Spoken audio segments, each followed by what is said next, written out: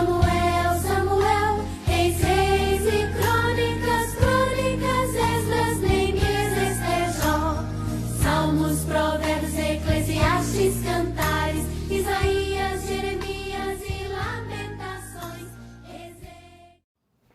Olá, vamos aqui para mais uma aula. Nós estamos já no livro de Samuel. Aliás, quantas histórias, né? Quantas coisas nós já pudemos aprender durante esse estudo dos livros do Antigo Testamento. E aqui em Samuel, nós vamos ver, né? Em algumas aulas, não dá para ficar numa aula só. Nós vamos ver vários personagens. Nós vamos ver Samuel, nós vamos ver Saul e nós vamos ver Davi. Então a gente vai ter homens e mulheres, né? Homens se destacando com as suas características e passando alguns ensinamentos para nós. E nós vamos ver também no livro de Samuel, esses dois livros, a passagem da teocracia para a monarquia. Os israelitas começaram a olhar para os povos, para os outros povos e pediram: queremos um rei. E aí a gente vai ver as consequências disso tudo para esse povo, né? Para os israelitas. Vamos então agora começar, né? Vamos ter um resumo do livro de Samuel. Vamos lá? Samuel foi o último e mais importante dos juízes. Ele certamente é uma das figuras mais notáveis da Bíblia. A história de Samuel revela que ele era considerado a pessoa mais proeminente desde Moisés nos tempos do Antigo Testamento. O significado exato do nome Samuel é incerto, mas várias alternativas têm sido sugeridas pelos intérpretes. As principais são ouvido por Deus, aquele que provém de Deus, nome de Deus e prometido ou dado por Deus. A vocalização do nome Samuel em hebraico sugere o significado de ouvido por Deus, mas é inconclusivo. Samuel era filho de Eucana com Ana. Eucana era um homem piedoso da região de Efraim e de linhagem levítica. Sua mãe, durante um longo tempo, permaneceu estéril, uma condição que lhe entristeceu muito. Por não poder gerar filhos, Ana era provocada por Penina, a outra esposa de Eucana. Eucana tinha o costume de todos os anos ir até Siló para adorar e sacrificar a Deus no tabernáculo, que era o local onde Deus manifestava sua presença. Em uma dessas ocasiões, Ana foi até o tabernáculo e rogou ao Senhor que lhe desse um filho. Ela prometeu que entregaria esse filho ao Senhor para ser um nazireu de Deus. Esse é um tipo de voto especial. Aqui no canal tem um vídeo inteiro sobre voto, confere lá depois. O Senhor ouviu a súplica de Ana e lhe deu um filho, e depois dele, mais outros 5 filhos. Samuel nasceu num dos períodos mais turbulentos da história do povo israelita. Os israelitas viviam sob constante opressão e ameaça da parte dos filisteus, e a nação encontrava-se em um terrível declínio espiritual. Ana cumpriu seu voto ao Senhor, e desde a sua infância Samuel serviu no tabernáculo sob os cuidados do sacerdote Eli. A Bíblia diz que o Senhor se manifestava a Samuel desde quando ele era ainda muito jovem. Se você quiser saber sobre o chamado de Samuel, deixa aí para mim nos comentários, para eu saber que você realmente tem interesse e aí eu posso fazer um vídeo inteiro sobre esse assunto. Em certa ocasião de sua juventude, Samuel recebeu uma revelação divina acerca da destruição da casa de Eli. O texto bíblico informa que houve certa relutância de Samuel em comunicar a mensagem. Enquanto Samuel crescia, tornava-se evidente que o Senhor era com ele. Assim, todo o povo entendeu que Samuel havia sido comissionado como profeta do Senhor. Conforme Deus havia falado a Samuel, a casa de Eli foi entregue à destruição e o povo e a Arca da Aliança foram entregues aos filisteus. Após um intervalo de tempo, Samuel aparece na narrativa bíblica conclamando o povo ao arrependimento e à rededicação da verdadeira adoração em Israel, abolindo a idolatria. Ele foi usado por Deus para conduzir Israel à vitória contra os filisteus em Mispa. Depois, ele ergueu um lembrete de tudo o que havia ocorrido com Israel, de como saíram de uma situação de derrota para uma grandiosa vitória por meio da submissão ao Senhor. Esse marco memorial Samuel chamou de Ebenezer e disse: "Até aqui nos ajudou o Senhor." Então Samuel construiu um altar em Ramá, onde estava sua casa, e julgou Israel. Para tanto, ele até estabeleceu um circuito pelas cidades próximas, a fim de exercer a sua liderança sobre o povo. A Bíblia não fornece muitas informações sobre a vida familiar de Samuel, mas destaca a conduta reprovável de seus filhos. Os filhos do profeta Samuel não seguiram seu exemplo e abraçaram a iniquidade. Eles até aceitavam subornos e pervertiam os julgamentos.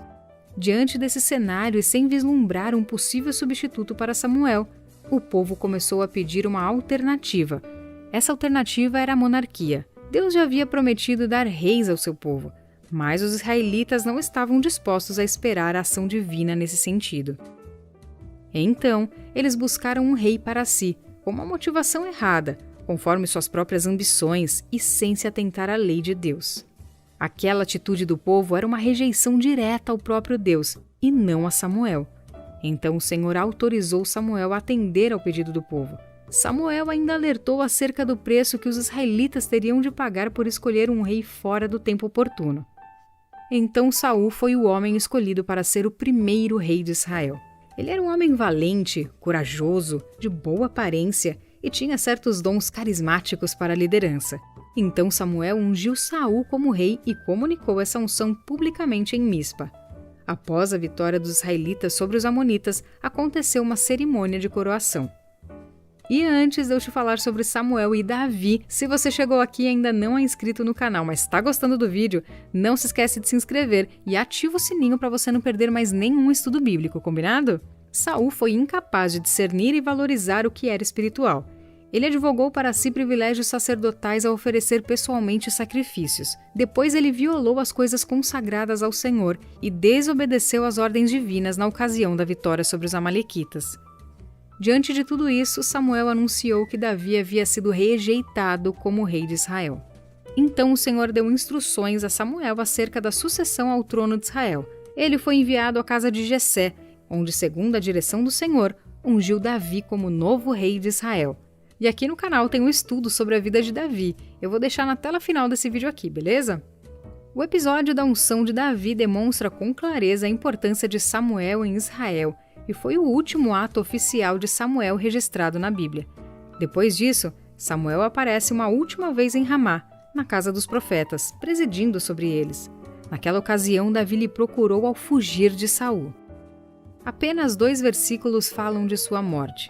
Samuel morreu e foi sepultado em Ramá, e houve grande lamento entre o povo. Isso demonstra que a reputação de Samuel permaneceu limpa até o final da sua vida. Samuel morreu antes mesmo de ver Davi assumir oficialmente o trono de Israel. Depois, a Bíblia relata a tentativa pecaminosa de Saul em tentar consultar Samuel após a sua morte, com a ajuda de uma feiticeira. O profeta Samuel foi uma das pessoas mais importantes da história de Israel e uma figura notável no Antigo Testamento.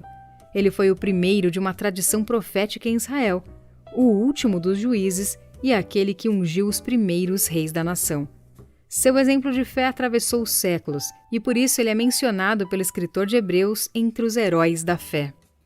E no nosso momento musical, nesse momento também tão importante da nossa EBD, nós vamos hoje escutar um hino, né, que está aí sendo interpretado por um coral. É o hino 409 do cantor cristão. Verei meu Redentor. Vamos cantar?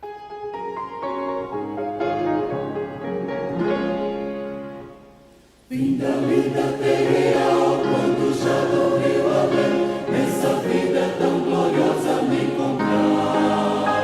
Sei que lá meu Redentor, finalmente eu hei de ver, e com hinos de louvor hei de saudar. Hei de ver meu Redentor, redimido junto dele eu hei de estar. Hei de ver meu Salvador, os sinais dos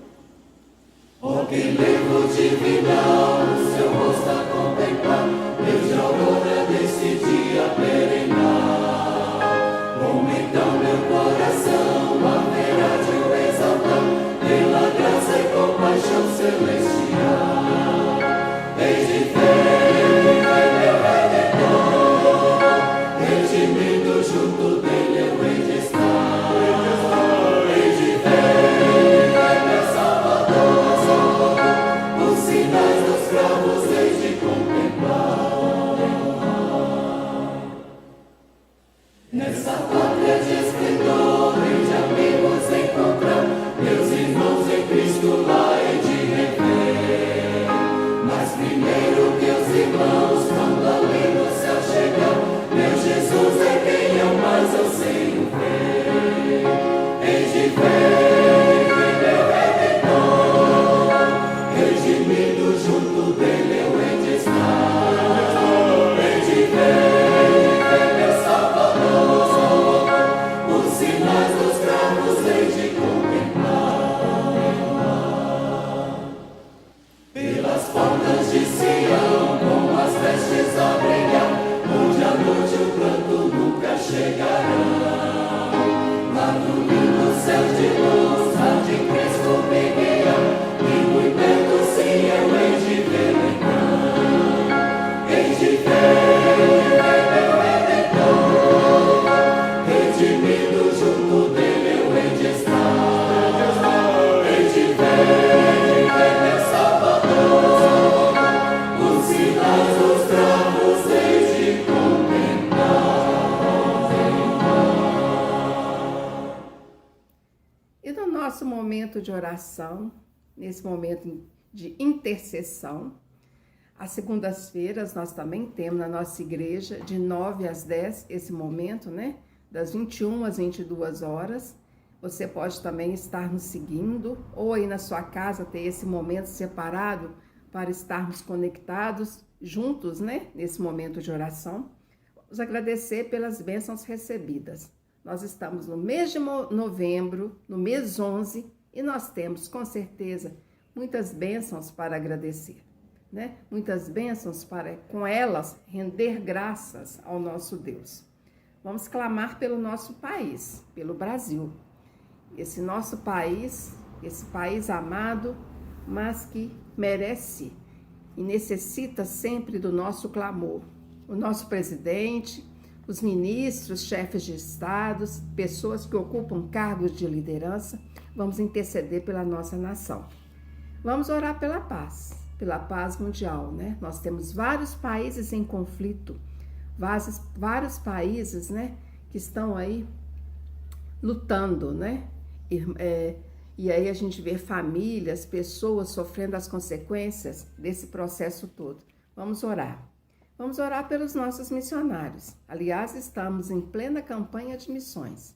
Vamos orar começar pelos missionários da nossa igreja. Vamos interceder por Daniel e Magda, lá na cidade de Paracatu, para que Deus abençoe aquela família. E os demais missionários, esses que estão aí levando a semente, vamos interceder por essas pessoas.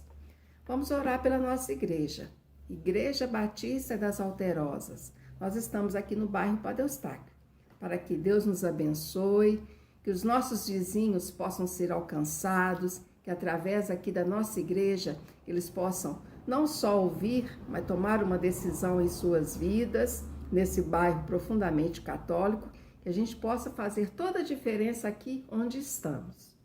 Vamos orar pelo pastor Valquimar, esse homem de Deus, esse homem de oração, pela sua família, a Lídia, a Laís e o Saulo, para que Deus possa abençoar essa família, para que eles se sintam bem em nosso meio e para que eles possam aí fazer toda a diferença, né? Através dos seus ministérios, dos seus dons, para que eles possam estar sendo abençoados e abençoando também a todos nós.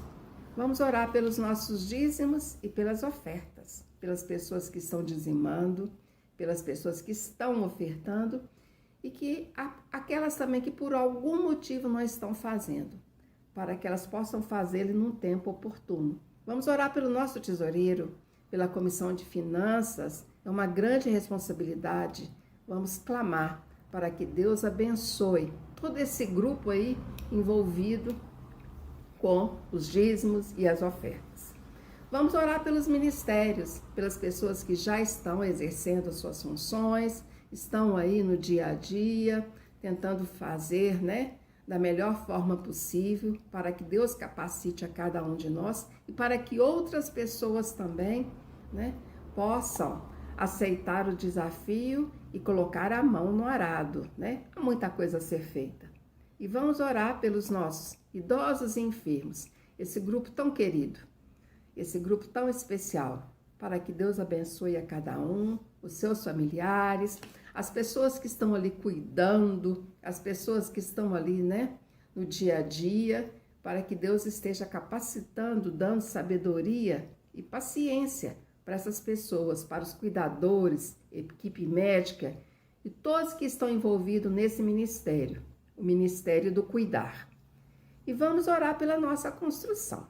Nós estamos aí, né, no processo de construção, vai ser um longo período para que Deus nos abençoe, que haja harmonia, união, compreensão das pessoas, porque construção envolve realmente algumas situações, né, que a gente vai ter que contornar, e principalmente pelas pessoas que estão trabalhando, para que Deus abençoe a cada trabalhador e que tudo seja feito para a honra e glória do nosso Pai. Tenham todos uma boa semana e nós vamos continuar com esse livro, o livro de Samuel, na próxima aula. Até breve. Gênesis, Êxodo, Levítico,